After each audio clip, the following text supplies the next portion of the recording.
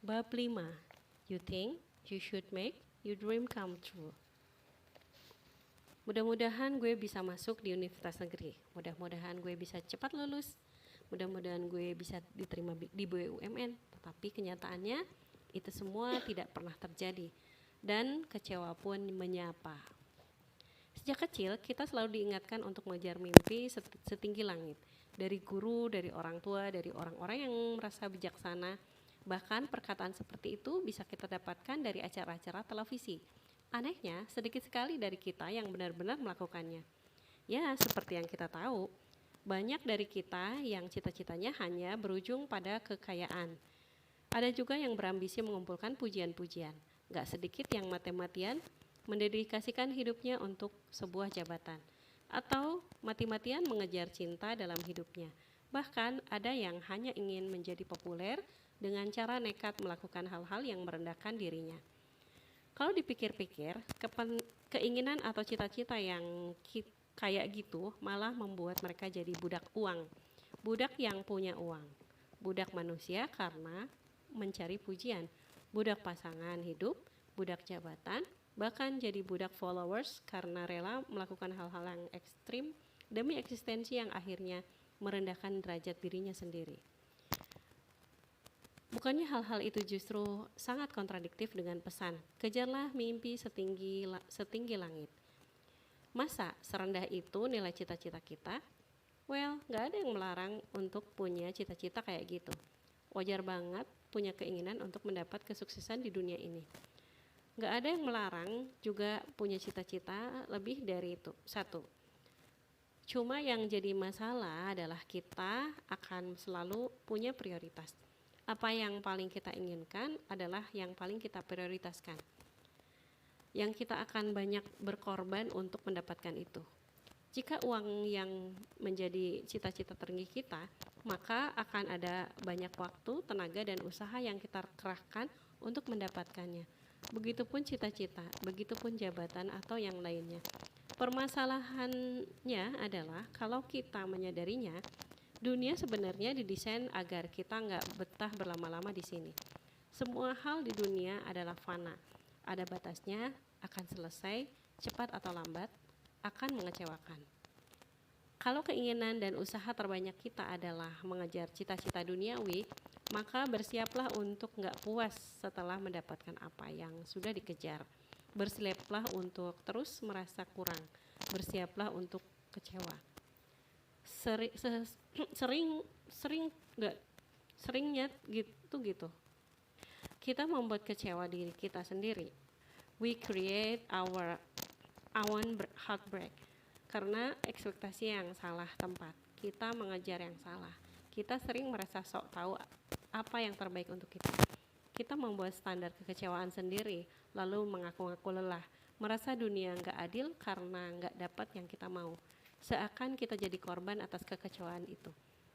Kalau kita punya cita-cita yang jauh lebih tinggi dari sekedar hal duniawi, maka ketika kita dikecewakan oleh dunia, kita nggak akan peduli banget, nggak akan sakit banget, nggak akan kecewa banget, karena toh bukan itu prioritas kita. Kita punya something bigger to chase, something bigger to prioritize, something bigger to dream of. Kegagalan-kegagalan di dunia akan terasa kecil karena nggak ada apa-apanya sama tujuan utama kita. Dunia hanya sampingan, kita dapatkan atau enggak akan jadi masalah besar. Berapa banyak berita orang-orang sukses yang depresi? Berapa banyak cerita tentang orang-orang terkenal yang pakai obat-obatan terlarang, bahkan sampai bunuh diri? Kalau semua itu adalah baik, lalu mengapa mereka ke arah sana? Karena itu aja nggak cukup. Kalau tujuan hidup seseorang adalah terkenal, setelah mendapatkannya, lalu apa? Dia akan mencari tujuan yang baru atau dia akan kehilangan alasan hidup. Pilihannya hanya itu dan terus-menerus menetapkan tujuan hidup yang baru bukan perkara mudah. Akan ada saatnya kita lelah mengejar dunia ini. We need a bigger purpose, the everlasting one. A big purpose, the everlasting one. And let me make the Kenapa sih sedikit orang yang benar-benar memiliki cita-cita setinggi langit, yang mengincar jadi hamba sang pemilik langit dan bumi dan apapun itu di antara keduanya? Bayangin deh betapa mulianya derajat seseorang apabila menjadikan Rito sang pemilik alam semesta sebagai cita-cita utamanya. Mau dibayar berapapun nggak akan terpengaruh, mau dipuji bagaimanapun juga tetap nggak berpengaruh. Karena orang-orang yang mengejar ridhonya punya goals tinggi, yang paling tinggi. Mereka cuma mau cari muka ke pemilik alam semesta, gak mentok sama hal-hal duniawi. Mimpi adalah penggerak, mimpi adalah daya hidup. And you know what? Salah satu pemicu terbesar depresi adalah ketika seseorang kehilangan daya hidupnya. Ketika seseorang merasa hidupnya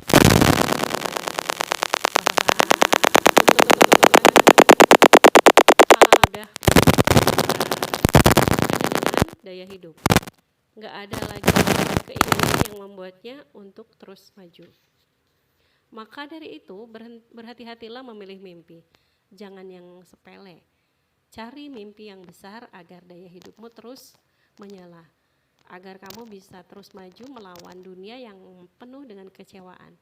Pada dasarnya cita-cita juga menggambarkan nilai hidup yang kita miliki. Jadi ingin nilai hidupmu setinggi langit atau sedangkal dunia? Always remember to choose the everlasting one, the untouchable dream. Pada akhirnya, kita masih tinggal di dunia ini. Kita masih butuh segala apa yang ada di dunia. Kebahagiaan, uang untuk membayar tagihan dan makan sehari-hari, tabungan untuk masa depan, rasa puas akan pencapaian, dan tentunya masih banyak hal lainnya. Gak ada yang salah dari semua itu. Semua itu bukan berarti kita gak boleh punya rencana untuk meningkatkan kualitas hidup di dunia. Sehingga wajar rasanya memiliki keinginan untuk punya uang banyak, bisa jalan-jalan ke suatu tempat atau memiliki target. Bukan berarti kita gak berusaha untuk mendapatkannya, karena kita juga perlu ikhtiar.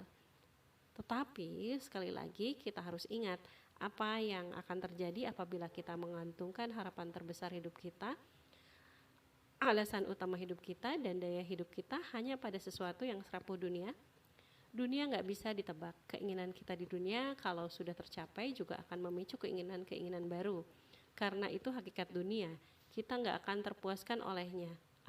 Apabila kita menaruh semua harapan pada hal duniawi, maka ketika gagal, hilang atau selesai, habislah kita. Hidup kita akan terasa hampa. Ditambah lagi, mimpi-mimpi kita terhadap hal dunia terkadang menyadarkan kita betapa jauhnya hidup kita yang sekarang dengan apa yang kita mau. Dan ini pun akan membuat kita merasa payah. Kita butuh yang lebih dari itu, sesuatu yang bisa terus menghidupkan daya hidup kita sampai maut menjemput, agar hidup kita terus punya tujuan, terus punya alasan, paling enggak terus ada yang membuat kita bergerak maju. Masalahnya bukan menghindari kegagalan, tapi bagaimana kita terus bangkit setelah gagal meraih mimpi. Masalah ketahanan dan ketabahan kita menghadapi kenyataan. Salah satu cara untuk bisa bangkit dari kegagalan adalah kita harus punya tujuan di balik itu. Kita bisa menahan rasa sakit dari jatuh kalau ada tujuan besar di balik itu. Kita rela berkorban demi orang yang kita sayang karena ada tujuan di balik itu.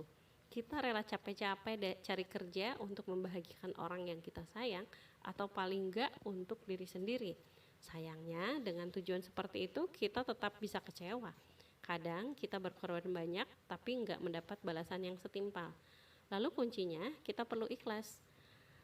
Agar bisa baik-baik aja walaupun gagal, kita butuh ilmu ikhlas. Kita bisa ikhlas ketika mimpi kita enggak tercapai apabila kita punya mindset bahwa Allah tidak akan mengecewakan hambanya yang berusaha dan akan ada balasan baik atau perbuatan baik entah di dunia atau di akhirat kelak. Kita bisa ikhlas ketika mimpi kita nggak tercapai kalau kita punya mindset bahwa Allah tahu yang terbaik untuk hambanya. Mungkin gagal di sini karena ada yang lebih baik di sana. This is the true form of acceptance, and this is the best mindset a human can have. Tapi ya sebelum menutup bab ini, gue ingin tanya sekali lagi. Apakah mimpi kita sudah benar-benar berharga? Bingung, begini cara menilainya. Kadang kita sadar berharga atau tidaknya suatu ketika kita kehilangannya. Misalnya, kadang kita tidak menyadari betapa berharganya teman sampai dia pergi, betapa berharganya orang tua sampai kita tidak bisa bertemu lagi dengan mereka, dan seterusnya. Untuk mengetahui harga hal-hal duniawi, coba bayangkan ketika kita akan berpisah darinya. Coba bayangkan kita berbaring di kasur menuju kematian. Kira-kira apa yang akan kita sesali? Akankah dunia masih terlihat berharga? No. Kita nggak akan menyesali mimpi-mimpi dunia yang nggak tercapai. Kita nggak akan menyesali pekerjaan idaman yang nggak kesampaian. Kita nggak akan menyesali investasi yang nggak jadi kita lakukan. Kita nggak akan menyesali bisnis yang nggak sempat kita bangun. Semua itu nggak akan berharga lagi ketika kita akan berpisah dengan dunia. Apa yang akan kita sesali adalah sedikit sujud kita kepada Allah, sedikitnya ibadah yang kita lakukan, sedikitnya bekalan amal yang untuk kita bawa ke kehidupan selanjutnya. Itulah harga dunia yang sesungguhnya. Apakah masih ingin menaruh mimpimu pada sesuatu yang hanya bernilai segitu? Apakah kita mau menggadaikan mimpi akhirat kita demi dunia? Meraihlah dunia secukupnya dan kejarlah akhirat setinggi-tingginya.